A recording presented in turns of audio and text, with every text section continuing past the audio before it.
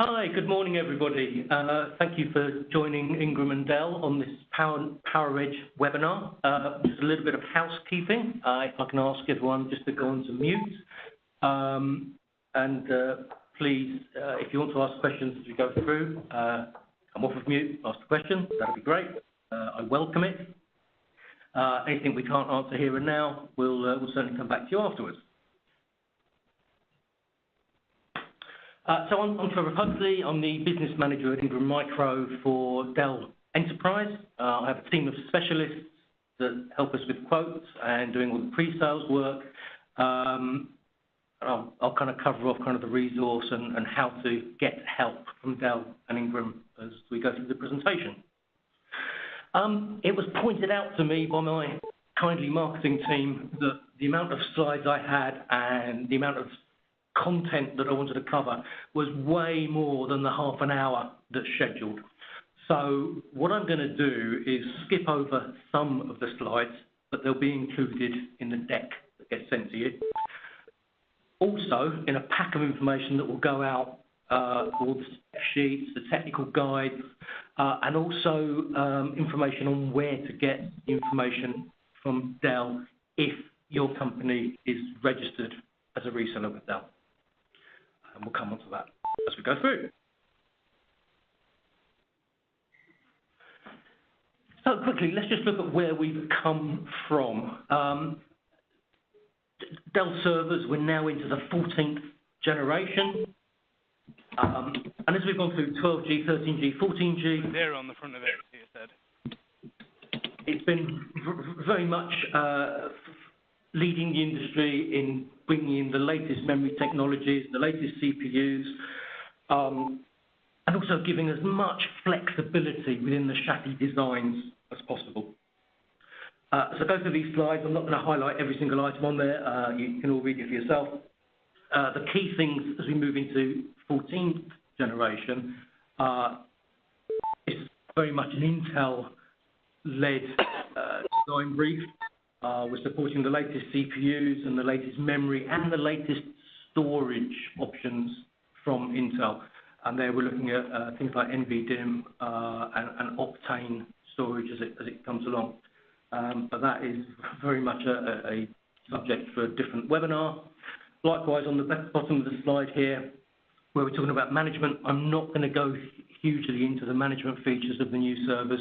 Again, that's a huge, huge subject, and a lot of advances have been made. There's a good 20 minutes, half an hour on that on its own.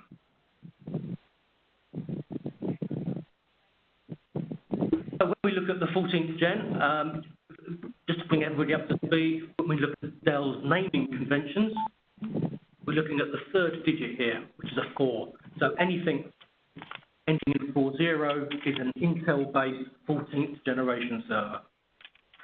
Looking back, you'd have anything that ended in a 30 would be 13th gen, 20, 12th gen, and so on. What we don't have currently is any server that has anything else apart from a 0 at the end. What the fuck are you on? That is going to change later in the year as we see AMD-based solutions, which is, again, subject for another day. So right now we have 4-socket, 2-socket, 14th generation servers which have been launched and are now fully available, running in parallel with the 13th gen. Those R630s, R730s that we all know and love, which are the best sellers, but they're going to continue for well into 2018, running parallel with 14th gen servers as customers slowly transition from one to the other. And where we are right now is very much in that early adopter phase for the 14th generation servers. So running alongside those, the data center specific rack servers, we've also got a couple of tower machines, the 640 and the 440, which are new. Hi guys, can I ask you to go onto mute, please? That'd be great. Thank you. So T640, T440, which we'll come on to in a minute. So what we have now and what we've already started selling is the one new R640, the 2U R740, and the 3U 740XD. 740 and 740XD, exactly the same, in fact, all three of them there, exactly the same motherboards. It's the chassis design and the capabilities of those chassis where we're seeing the difference. And what I'm going to spend a fair bit of time on today is looking at the different workloads that we can put onto those servers and how we can configure the different drive options. There's also the R940, which is the 4 CPU box. I've included it in the slide deck. It's there pretty much for reference only. That 4-socket marketplace now is very, very niche. If people need it, it's there. But now we're seeing the capabilities of the 2-socket machines is really taking over what the 4-socket servers used to be for. So, if you look at your customer base right now, they're typically running R720s, R710s, 620s, 610s, the 11th and 12th gen servers. And I've highlighted in red the comments at the bottom here. If your customer's got 10 12G servers, the workload that they're running there can be replaced by 5 of the new servers. So when we're talking to the customers about why they should refresh and why refresh now instead of leaving it for another year, another 18 months, the amount of space, the amount of power that they're going to take with the new servers is dramatically lower. The amount of IT department management time reduces by the same amount. And on the right-hand side here, we've got some information from IDC. The pack that you're going to get sent at the end of the presentation includes the full document behind this, and where these numbers have come from. The key thing is that total cost of ownership, the sort of thing that the industry has bashed on about for a long time. That those customers are going to see a much easier job in keeping their servers up and running. The other thing to mention on here is the residual trade-ins. So Ingram have a company called Anovo, and we know that the amount of money that we can sell a 3-year server for compared to a 4 or 5 is significantly higher. You're looking at 35–40% more on that trade-in. So when the end user kind of factors that in, it's all to the good. So very much driven by Intel. So let's look at these new processors that are in the servers. So you'll hear people talking about Pearly, Skylake. The 14th generation servers use the Skylake CPUs on the Pearly chipset. And it's that chipset which is really giving us the extra performance. Standardized so that we can use exactly the same technology across 2-socket, 4-socket, and 8-socket servers. The amount of memory channels that those CPUs support has gone up by 50%. That's really giving us that extra performance.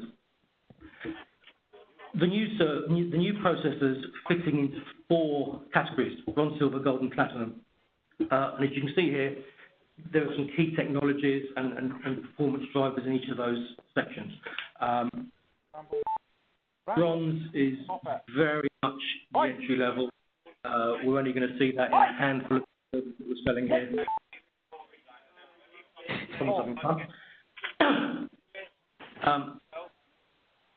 Platinum, 24, 28 cores, 8-socket. Dell are not going to be selling 8-socket servers. These CPUs can be put into that kind of environment, but it's too niche for Dell to be looking at.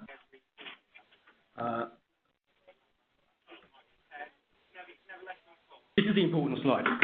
So mapping the CPUs that we know and love, the E5s, E7s, across to the new scalable processors.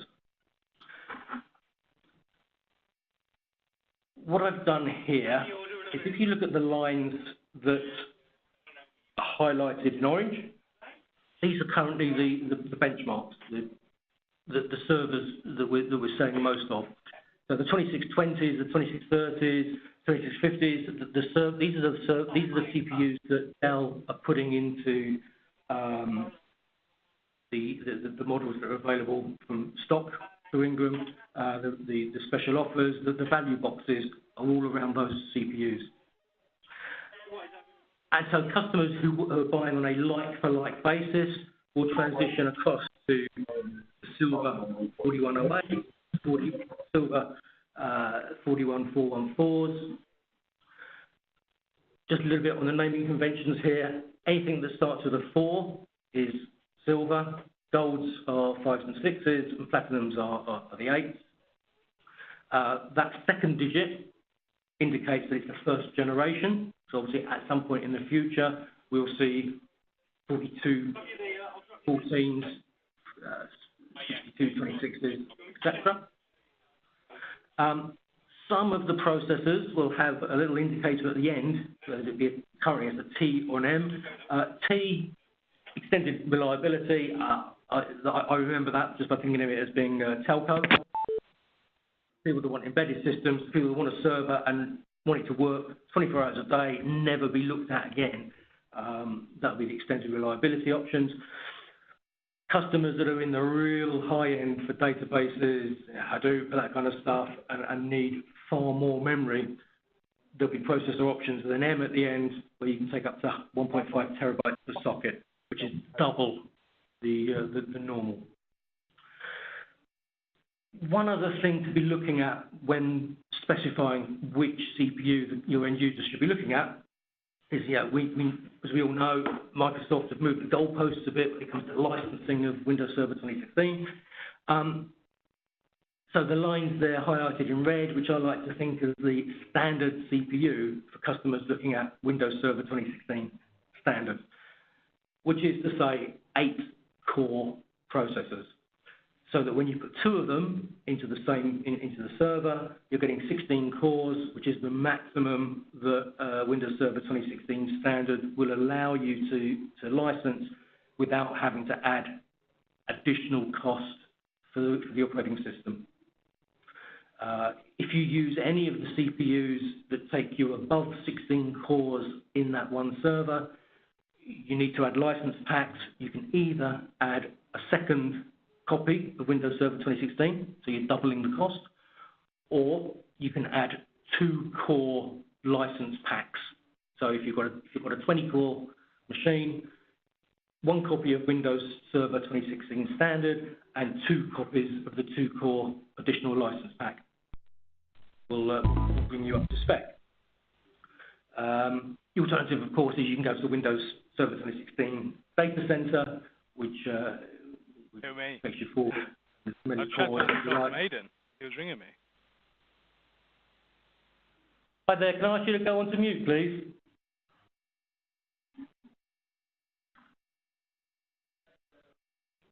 So looking at the CPUs, it's very quickly worth pointing out that Intel has recognised the performance that Dell are squeezing out of their CPUs. These are some of the performance.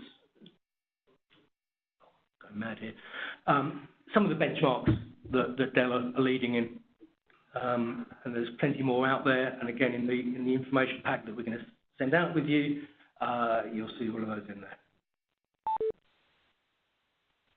So let's look at some of the technologies that we've got inside these servers. So first of all, we talked about the CPUs.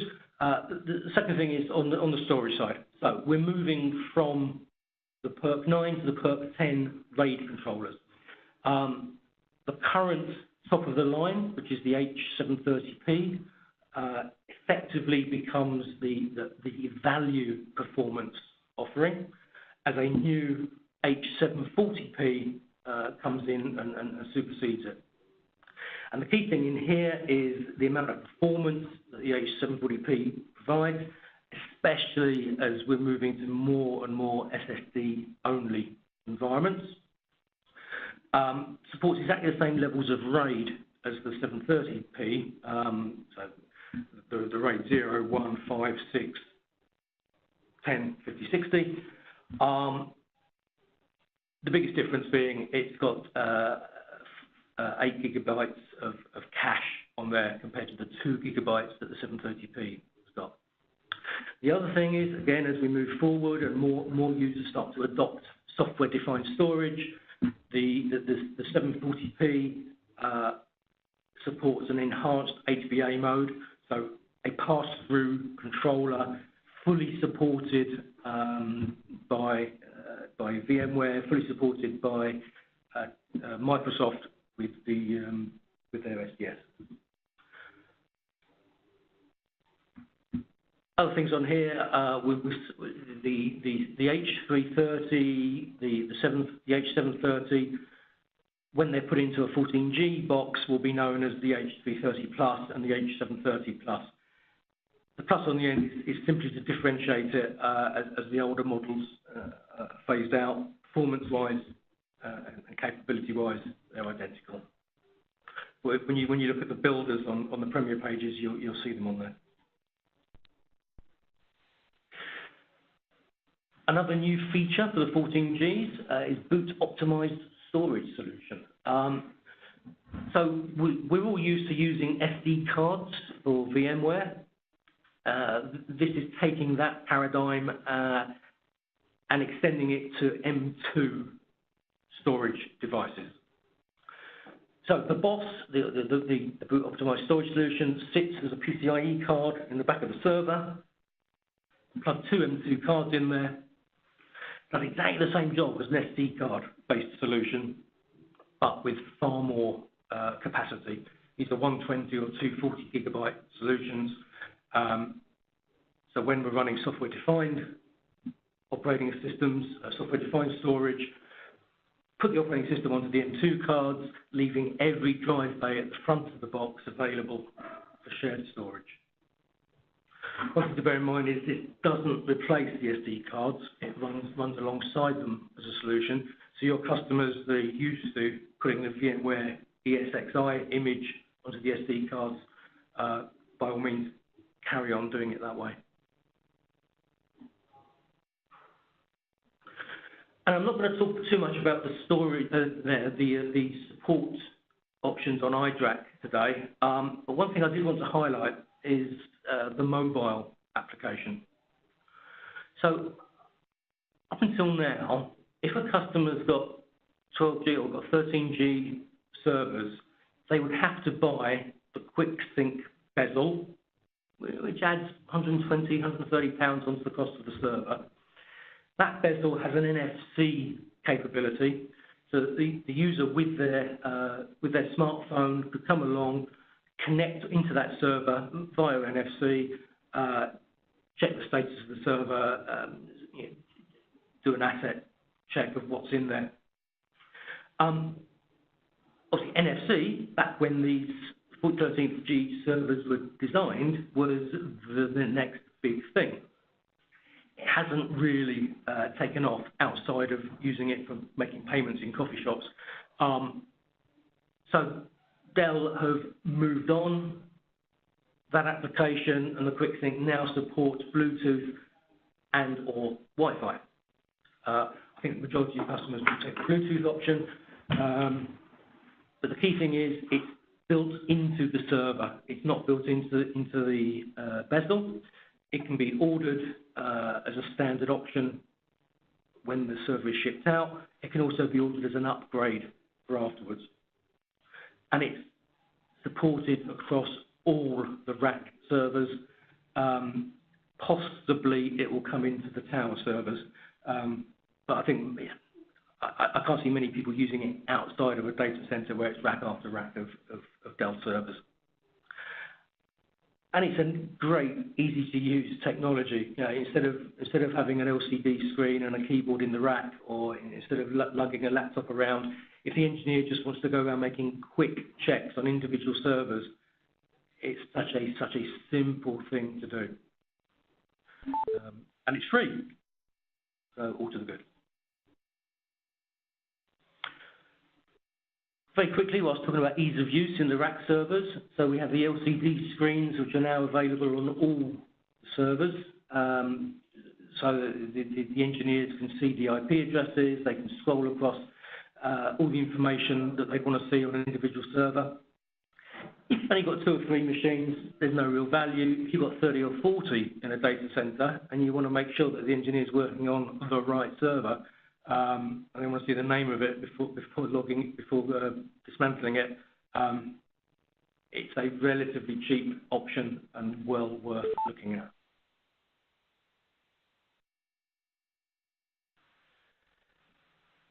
Something that we all need to be aware of on the 14G servers, the drive caddies are completely different to the 12G and the 13G. So you can't take an existing drive and plug it straight into the 14G servers. The caddies are different, and they're different for a reason, and that's all to do with airflow. I'll argue. Some people have argued to me that it's because they'll want to take more money off us. The airflow through the new caddies is far superior to the old ones, and it has to be because of the kind of devices that customers are going to be putting into the back of these servers is so different. The airflow that we need across SSDs now, across the NVDIMMs, so different to the 13th gen servers. Hence the new carriers. Also, when you're building the servers, you'll see that there are new fan options. We can configure the servers with 5, 6, or 8 fans, depending on the models. If you're adding more components, the Premier Page quote builders will tell you you need to add more fans. They're not always included as standard. Something to bear in mind here is that we're increasing the amount of GPUs, the graphical processor units that can be plugged into the servers. So in an R740, as you see there, you can go from 2 to 3, which is for people in the VDI environment or people that high performance computing, that's a big thing. The other thing to bear in mind is when we look at the T640, which is the tower box, that can be put onto its side and rack mounted, and in that server we can put 4 GPUs. HP don't have an offering that can do that.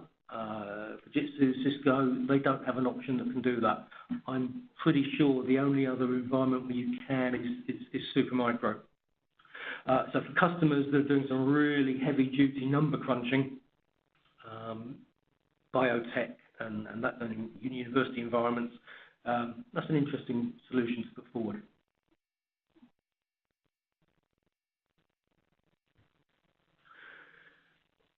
So because we've got the extra airflow, and we're measuring that on linear feet per minute, what we can now do with the iJack 9, if your customers so wish, is tune each individual fan so you can direct the airflow where it needs to go. When I first saw that, I thought, God, that's anal. But for people that are putting in 2 or 3 NVIDIA P100s and that kind of device, you need to make sure that those cards have got the airflow that they need, otherwise they'll overheat very quickly. So it also means you can tune the system and keep the power requirement as low as possible. There's no point having fans running at full pelt if the airflow from that fan isn't going anywhere near the component that needs it. And that's quite a unique thing and good to see. So let's look at the servers in depth. So we've got the R640 and the R740, the R640 being the one new box. The R640 and the R740 are going to be the servers that really become the workhorse of the 14th gen data centers. And in each of these boxes, we have new chassis options. For the R640s, the focus is very much on 2.5-inch drives. There is one chassis configuration that allows for 3.5-inch drives, which obviously for people that need the higher capacity starters in a high-performance box. It is quite a niche thing. Most customers are going to be going to 10K, 15K SAS and to SSDs, which lend themselves to the 2.5-inch form factor. But if you want 4, 6, 8, 10 gig SATA drives, you need to look at the 3.5-inch chassis options. Each of these servers, we have storage options in the rear. And by opting to take 2.5-inch drives at the back, you're going to lose some of the low profile and full height PCIe slots. But if the customer's requirements are focused more on storage and less on expandability, then that's the route you can take. Typically, you'd have your operating system drives sat in the back there, the data drives all running off the same bus at the front. Lots of scalable options here, whether you want full height or low profile drives. This does give us a bit of a challenge when customers come to upgrade their servers. We need to look at the service tags to know how was that server originally configured, which slots are available. Whenever your customer comes to you and says, I want a drive, I want memory, I want a card to put in to upgrade my server, service tag. Always ask for the service tag. And as part of the information you send out at the end, we'll give you the very, very simple URL to type in. So when you've got the service tag, you can go straight to Dell's database of how was that server configured on the day it left the factory. The key thing about the R640s, we cannot mix SAS and SATA on the same backplane. So you could have 2 SAS drives in the rear holding the operating system and 8, 10, 6, 2.5-inch drives at the front, which are SATA for the data. But no mixing of SAS and SATA, no mixing of SAS and nearline SAS.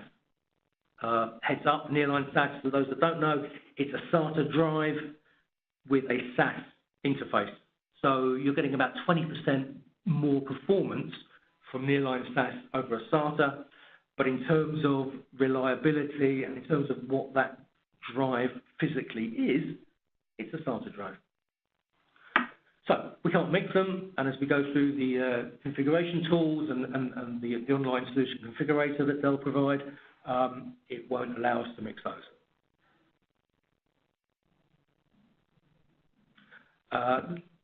On each of these models here, we've got a generational compare. So if people are coming to you with wanting to know the difference between an R630 and an R640, here it is. The key thing is performance. You're going to get so much more performance out of the R640. And again, in the documentation you'll get afterwards, you can see what those differences are going to be. I will highlight one extra thing here, which isn't included in the slide deck. The network card options that are available on the R640. We now have 25 gig Ethernet available as a standard option. Just as we're starting to get used to 10 gig, 25 gig is coming in strong. And the great thing about it is it's not a huge price increase from a NIC that supports 10 to a NIC that's going to support 25 gig. The cabling that you're going to use is identical to the cabling used for 10 gig Ethernet, which is a big plus. The cost for the customer is going to be in the switches. Dell Networking now supports 25 gig, and as new switches coming out, that's being stretched across the networking switch portfolio. We're going to see it more and more. It's supported in the 14th gen, and it is the future. So the kind of environment is going to be used for databases using NVMe drives. Some of the data you're going to see is that using the R640 over the R620, you can be looking at sort of 41% improvement on SQL.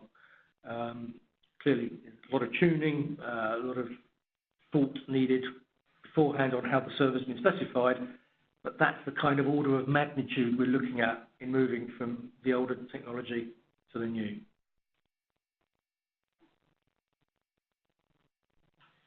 So let's fly because we're running out of time.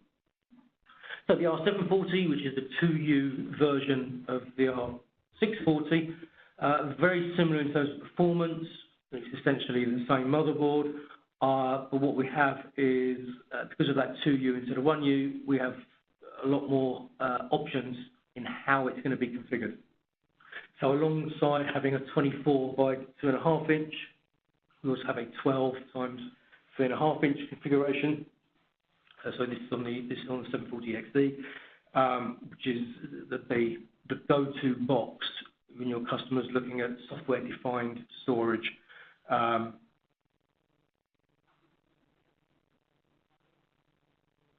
increasingly, we're seeing this where with Microsoft's Storage Spaces Direct,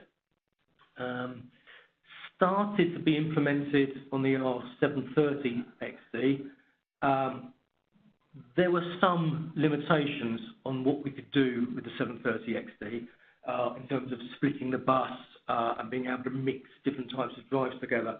The 740 XD has been designed from the ground up to support software-defined storage and being able to segment the different tiers of storage that's needed, be they NVDIMMs or NVMe cards, on top of the SSDs with the SATA drives sat behind on their own individual buses. All of Dell's reference architectures now for VMware, vSAN, for Storage Spaces Direct are going to be built around the R740 XD. So a key box for that environment. We then have the R940, which I'm not going to go to now, which is the 4-socket box. It's a very niche product area. If you've got customers that are using SAP, that want to talk about Hadoop, this is a box that we can go to. Get rid of it.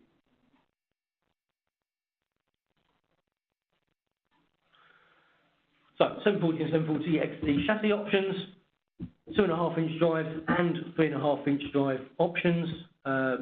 We would expect to see a 60-40 split in the sales here. People slowly moving to the 2.5 inch options, but the 3.5 inch, people need the capacity. That's where they're going to go to. On the 740, you're not getting that rear storage. It's all up the front. As per the R640, we also have this generational comparisons. The differences are the same, so I'm not going to go into that now. Oh, one thing. Yeah, systems management. On the iDRAC 9, finally, everything is HTML based, which doesn't sound like a big thing, but when you're running it remotely and you're looking at performance and screen updates and wanting to get the day job done, of getting information out of that remote site, HTML5, Java, gone, yay.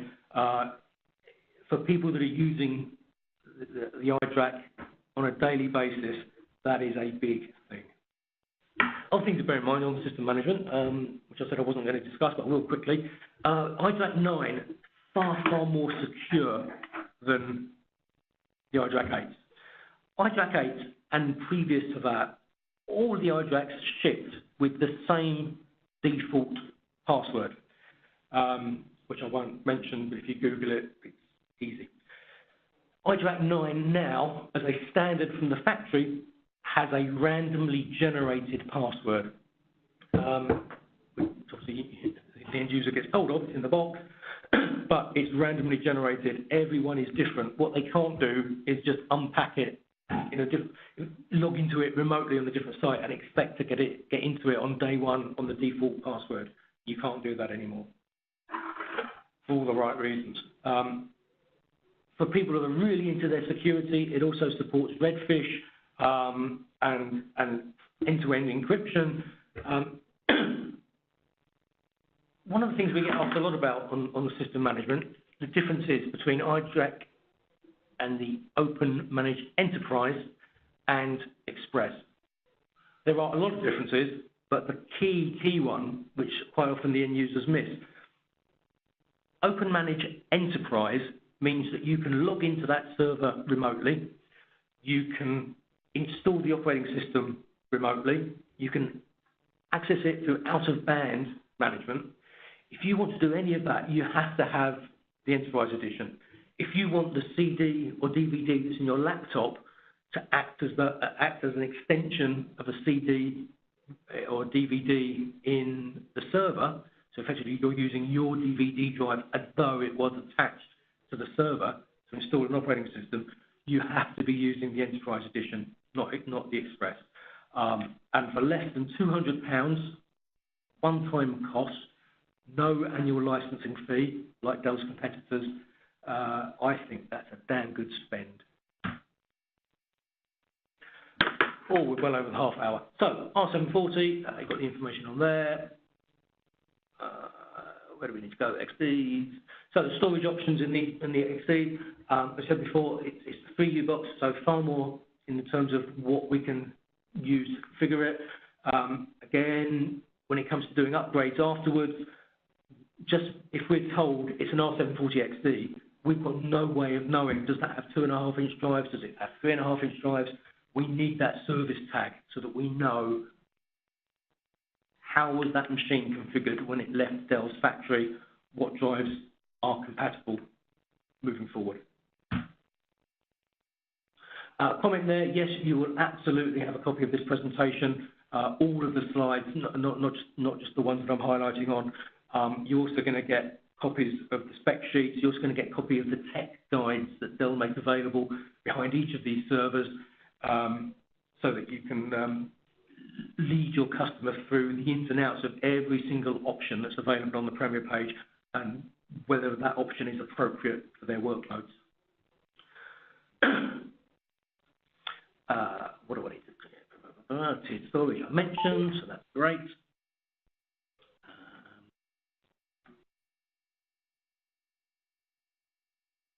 We do see some, when we're configuring up the 740 XDs, we do see some limitations on what we can add, quite rightly, because it's very, with the new components, it's very, very easy to overload a PCIe bus. It's very easy to overload what the power supplies and the fans provide.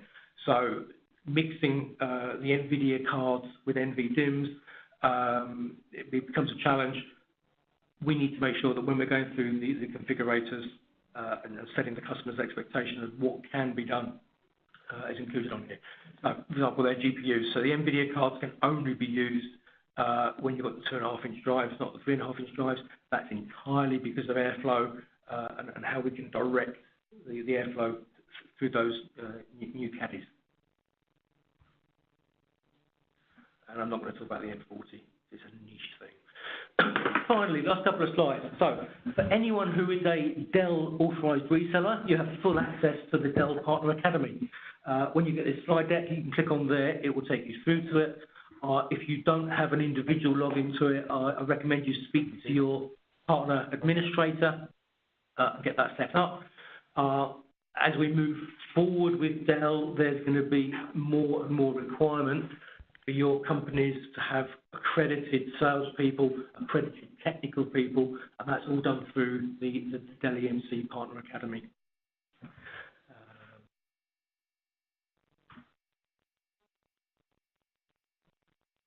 Where I've taken the information for a lot of these slides come from all of these tech notes.